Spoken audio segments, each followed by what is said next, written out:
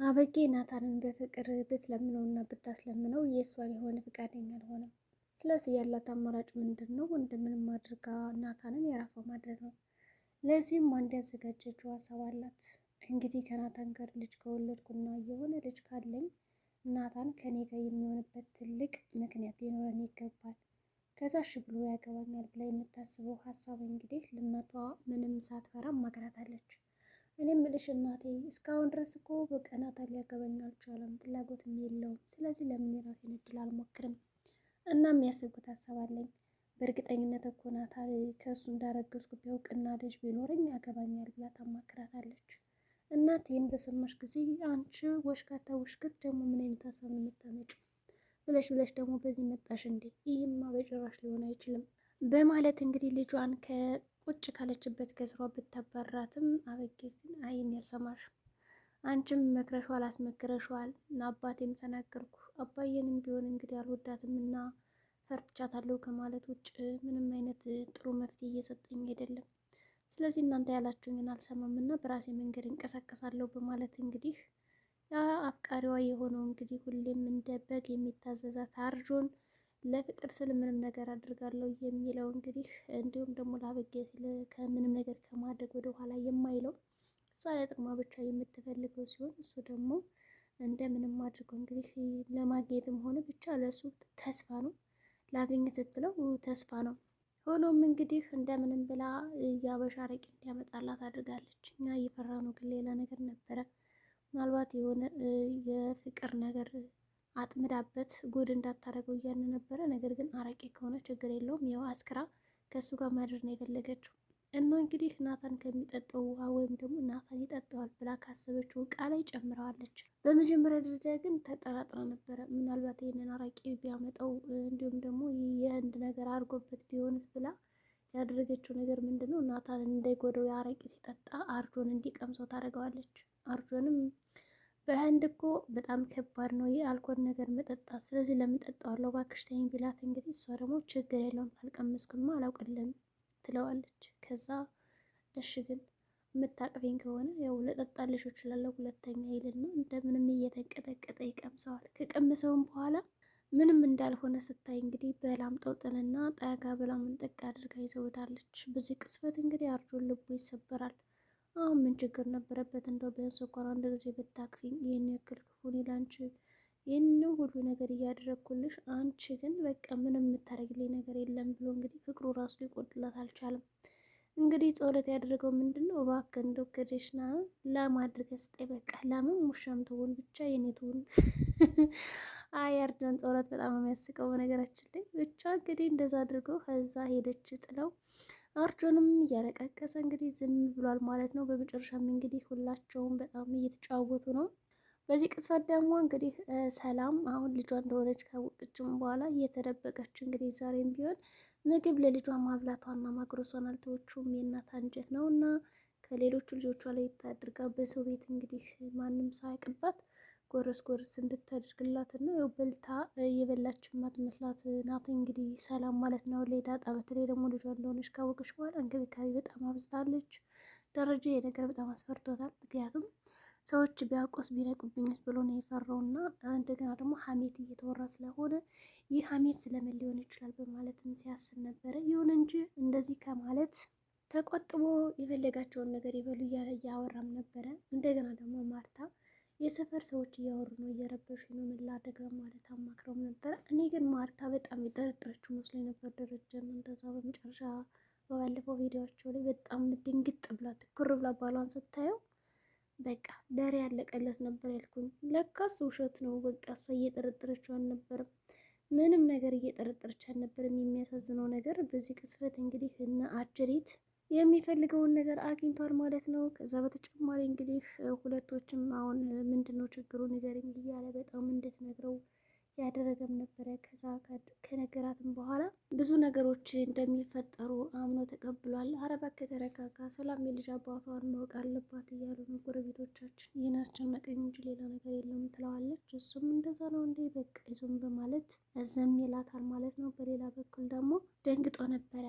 ስለ ዳጣ የተወራ መስሎታል እና ደግሞ ግን አልጠረጠርሽኝም አንቺ ይላታል። እንግዲህ ምስኪን ናትና ማርታ እኔ በጭራሽ ባለቤት ልጠረጥር አልችልም የሚል ምላሽ ነው የሰጣቸው። በዚህም እንግዲህ ደረጀ ተደስተው ዝም ብሏታል። ይሁን እንጂ ናታንም እንግዲህ ዳጣን በድብቅ ማግኘት ፈልጓል።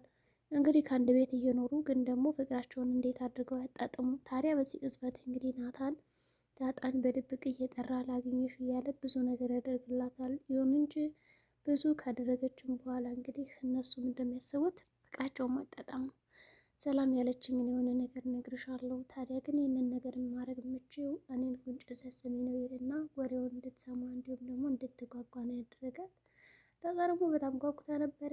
እምቢ ብትልም ያው እንደምንም አድርገው እንግዲህ የሚፈልገውን ነገር ወስዷል። ከወሰደን በኋላ እንግዲህ አበጌ ያው ከእርሹን ጋር እያወራች ስለነበረ አረቂውን አስቀምሳ ምን ብላ የሆነ ነገር እንዳያደርገው ብላ ናታንን ፈርታ ማለት ነው። ከዛ ወደ ቤት ስትመለስ እንደ አጋጣሚ ግጥምጥም ይላሉ።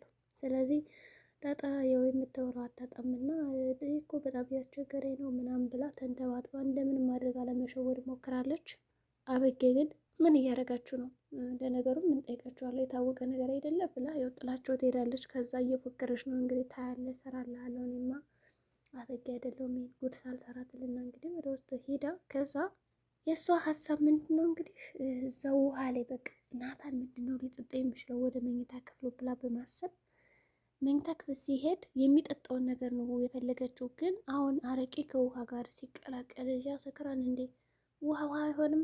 ለማንኛውም እንግዲህ የአበጌ ሀሳብ እዛ ጋር ጨምራ ጠጥቶበት ራሱን ስቶ ከዛ እሷ ደግሞ ሌሊት መታ አብረው ተኝታ ከዛ በኋላ የተፈጠረው ነገር ራሱን ስቶ ምናምን ሳያስታውስ እንድሳት ነገር አድርጋ አርግሻለሁ ትልና የዛ የምርቃቷ ቀን ቀለበት እንዲታሰርላት ነው የፈለገችው። ስለዚህ ናታን ደግሞ ያንን ውሃ ጠጥቶታል። እንግዲህ ሁላቸውም ተሰብስበው ካርታ መጫወት ጀምረዋል። ታዲያስ እንዴት ነው? ምን አዲስ ነገር አለ? እየተባባሉ እየተጫወቱ ነው። እና ሰላም ደግሞ ዳጣዬ እንዴት ነው እያስቸገረች ነው? አሁንም ሰላም አብሬሽ ልተኛ እያለች ነው የሚል ሀሳብ ቀርቦላታል። ዳጣም እንግዲህ አሁን ማየ ለምን እንደሆነ አላውቅም ብቻ እንደዛ እያለች ነው። ግን ያው እኔ እርጎ ስለሆንሽ በቃ ረግጠዋለሁ ምናምን ብዬ ክላስ እየተኛሁ ተደብቄ ትላታለች። ካስቸገረች እኔ እነግራታለሁ አታስቢ ትላታለች ማለት ነው። እሱም እንግዲህ ኧረ ችግር የለውም በማለት የጉዳዩን ቀለል አድርጋ ትይዘዋለች። ከዛ በተጨማሪ እንግዲህ ያደረገችው ነገር ምንድን ነው? መጫወት በቃ። ግን እዚህ ጋ አሁን ደረጀም ሰላም የልጇን አባት ማስታወቅ አለባት ብሎ ነው የሚያስበው። የልጇ አባት ራሱ እንደሆነ አያውቅም። እና አሁን እንዴት ነው የምታስታውቀው? ለሰላም ራሱ በጣም ከባድ ነው። ስለዚህ አሁን ሲሳይ የሚባለው ሲሳይ ብሎ እንግዲህ የመሰረተላት የዳጣ አባት የሰላም ባል ሆኖ ከመጣ በጣም አሪፍ ነው ይሆናል ብዬ አስባለሁ። ምክንያቱም ሲሳይን የሰላም አባት ልጅ እንደሆነ መናገር ከዛ በኋላ ሁለታቸውም እንግዲህ እርፍ ሊሉ ይችላሉ ማለት ነው። ለምሳሌ በቃ ማነው ያስረገዛት ምናምን የሚለው ጥያቄ የጎረቤት ወሬ እያንዳንዱ ነገር ጸጥ ሊል ይችላል። ግን ደግሞ እንዴት አድርገው ያምጡት? ይህ ሲሳይ የሚባል በጋሽ ደረጃ ብቻ ምናብ የተሳለ ነገር ስለሆነ ሊያውቁት አልቻሉም። ስለዚህ ያላቸው አማራጭ እሱን መጠበቅ ነው። እነሱም እንግዲህ እየጠበቁ ነው። በመጨረሻ ምን ሊገጥማቸው ይችላል? እንግዲህ ሰላም እንግዲህ ጉዷን አላወቀችም እስካሁን። ያው እንደዚህ በጎረቤት እየተወራባት ከሆነ ለማርታም የትዳር እንትን ጥርጣሬ ውስጥ ያስገባታል። ማርታም እንግዲህ ቆይቺ ምን አይነት ሰው ብትሆን ነው እንደዚህ በቃ ሰራተኛዋ ከማንዶ እንዳረገዘ ሳታውቅ የምታስቀምጣት በማለት ያው ማርታ ልትቀየር ትችላለች ብዬ አስባለሁ። እኔ በበኩሌ ግን ስለ ሰው ወሬ የምናገባኝ ብላ ደግሞ ዝም ያለች ሰው ናት። እና እንግዲህ የዳጣ መጨረሻ ምን ሊሆን ይችላል? እንግዲህ ዳጣውን እናቷን ነው ማወቅ የቀራት። እናት እንደምንም ብላ ልጇን አግኝታለች። አሁን የተረፈው ነገር እንግዲህ ዳጣ እንዴት አድርጌ ነው ማወቅ ያለብኝ፣ ለምንድን ነው የምትንከባከበኝ የሚለውን ነገር ከጥያቄና ከግምት ውስጥ በማስገባት ብትፈትሸው ጥሩ ነበረ። እንደውም ቁርስ ቤሊ ብላ ራሱ ደብቃ አምጥታላት እንግዲህ ውሃ እንድትበላው አድርጋለች። ውሃም ያው ፈታ ብላብታለች እንግዲህ በቁርሱ ሰላም። እኔ ግን ውሃ እንደዛ ቁርሱን እየበላችሁ ምናምን ስታይ ትቆጣታለች ብዬ ነበር ያሰብኩት፣ ግን አልተቆጣቻትም። ምክንያቱም የልጅ ወሩ እንዴት አነሳሹ ብላ ምናምን የምትቆጣ ነበር የመሰለኝ። ከዛ ዳጣም እንግዲህ ከምጥን ጋር ትምህርት ቤት እንዴት ነው ፍቅረኛ አለሽ ወይ ምናምን እያለች ታስፈራራታለች። ምጥንም ኧረ የለኝም እኔ እኮ ሕፃን ልጅ ነኝ ምናምን እያለቻት ነበረ። ለማንኛውም ምሳ ካላመጣሽልኝ እንግዲህ እናገራለሁ እናትሽ እያለቻትም ነበር ስታስፈራራት። እንዲሁም ደግሞ ስለ ውሃ እንግዲህ የፍቅር ጥያቄ ያቀረበላት ሰው አለ የለም የሚለውን ነገር ለማጣራትም እየሞከረች ነበር። በዚህ ቅጽበት እንግዲህ እሷም የገጠማትን አንዳንድ ነገሮች ነግራታለች። ያው የሚወዳት ልጅ እንደነበረ ከዛ ደግሞ ውሃ ያው ፍቅር ነገር ስለማይገባት ጅል ስለሆነች እንደገና ደግሞ ሰነፍ ተማሪም ስለሆነች እንደዛ አታረግም በሚለው ሸፋፍና አለፈችላት። እንግዲህ አበጌም እዛ ውሃ ላይ ይህን አረጌ ጨምረዋለች። ናታን ከጠጣው እንግዲህ ያለቀለት። ግን ይጠረጥሯታል ወይስ ደግሞ አይጠረጥሯትም?